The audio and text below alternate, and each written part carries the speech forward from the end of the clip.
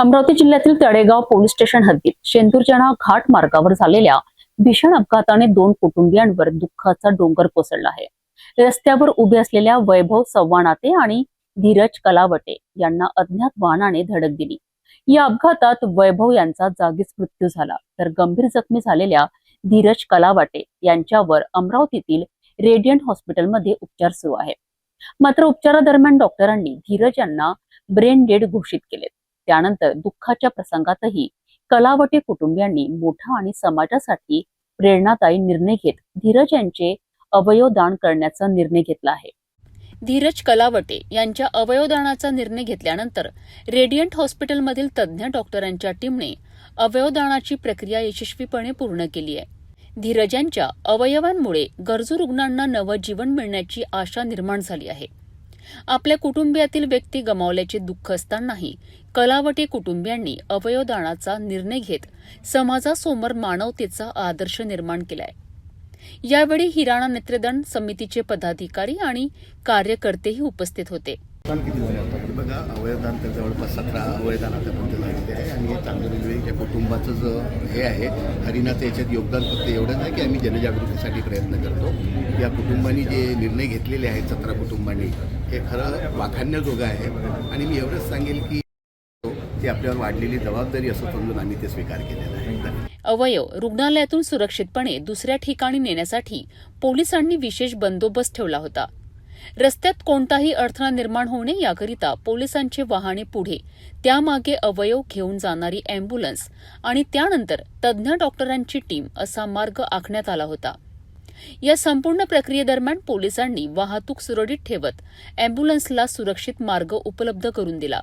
धीरज संतोष कलावटे राहणार चांदूर रेल्वे हा 31 वर्षाचा युवक होता। 12 तारखेला त्याचा ॲक्सिडेंट झाला आणि त्याच्या परिवाराने त्यांना रेडियंटमध्ये ॲडमिट केलं। सातत्याने त्यांच्यावरती उपचार चालू होते, परंतु दुर्दैव की त्यांना साथ नाही मिळाली आणि मग अशा वेळेला एवढ्या कठीण परिस्थितीत आमचे मनोजजी सावला त्यांच्या वैभवजींसोबत त्यांच्या परिवारातल्यांसोबत संपर्कात होते आणि मग त्यांना समजावून सांगितलं संपूर्ण हरिणाच्या टीमने की तुम्ही अवयवदान केलं पाहिजे आणि त्या अवयवदानासाठी तयार झाले।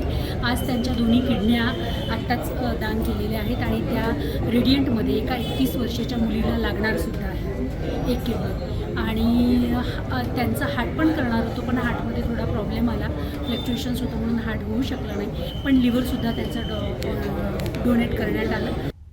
हिराणा नेत्रदान समितीच्या माहितीनुसार आतापर्यंत शहरात 17 अवयवदानाच्या घटना झाल्या आहेत।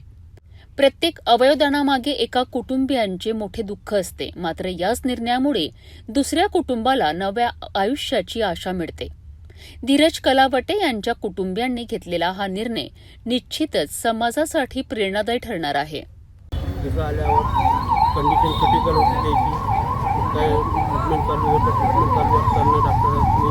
सल्ला दिला तेव्हा असं ट्रीटमेंट आमचं मन नाही मानलं। आम्ही दुसऱ्या हॉस्पिटलमधून तिथं अडवाणी सरांचे सगळं केलं, त्यांनी खूप प्रयत्न केले। जे जेव्हाच्या पुढं काहीच नाही आहे, त्यानं म्हटलं का बाई असं असं आहे, सांगा काय करावं। मी त्याला उलटा प्रश्न केला का बा तुम्ही माझ्या ठिकाणी तुम्ही राहिले असतं तर तुम्ही काय केलं असतं। तर त्यानं मला म्हटलं का मी स्वतः विचार घेतला। त्यानं जेव्हा असं म्हटलं तर मग कसं मग आम्ही निर्णय घेतला परिवारवाले सर्व वैभव देशमुख, मनीषजी जालन, आमची नारोभाऊ कलावटे, पंपाल्याजी याची सल्ला घेतली, आमच्या कुटुंबाची सल्ला घेतली आणि मॅम हा शॉर्ट मदत म्हणत आला तर बा असं करा इथं आपला धीरज कुठं ना कुठं कोणा ना कोणा रूपात उपस्थित होता आणि त्याचे जे मित्र आहे मित्र परिवार त्याचा खूप खूप सपोर्ट भेटला।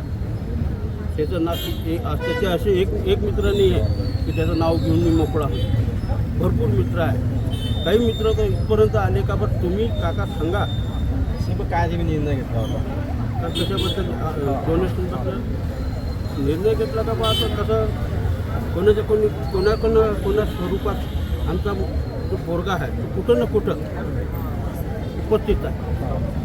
हा एक गेला, त्यानं स्वतःचं नाव सार्थक केलं, जोपर्यंत होता तोपर्यंत आम्हाला धीरज केला। आता नाही आहे तर त्याला अवयवाची समजा खूप गरज आहे, त्याला अवयव भेटले, त्याची जो धीरज सुटला होता आता त्याला धीरज येऊन राहिला। त्या स्वरूपात आमचं धीरज आजही आमच्यासोबत आहे. कोणते कोणते अवयदान? आता कोणते अवयव, किडनी, लिव्हर, डोळे, आणखी असं काही पूर्ण डिटेल आता कसं मला सायंटिफिक एवढी नॉलेज नाही. आता तुम्ही अवयदान केल्या, काय तुमच्या भावना आहे, तुम्हाला काय वाटतं? आमची भावना तर अशी आहे का आमच्या परिवारात, आमच्या कुटुंबात जेवढी पिढी झाली तेवढ्या पिढीत कोणी एवढं काही दान केलं नसेल जेवढं आमच्या पुतण्याने केलं. एका अपघाताने कलावटे कुटुंबियांवर दुःखाचा डोंगर कोसळला. मात्र याच दुःखातून त्यांनी घेतलेल्या अवयवदानाच्या निर्णयामुळे अनेकांना नवजीवनाची आशा मिळाली आहे. धीरज कलावटे यांच्या कुटुंबियांनी घेतलेला हा निर्णय समाजाकरिता मानवतेचा आणि संवेदनशीलतेचा मोठा संदेश देणारा ठरला आहे.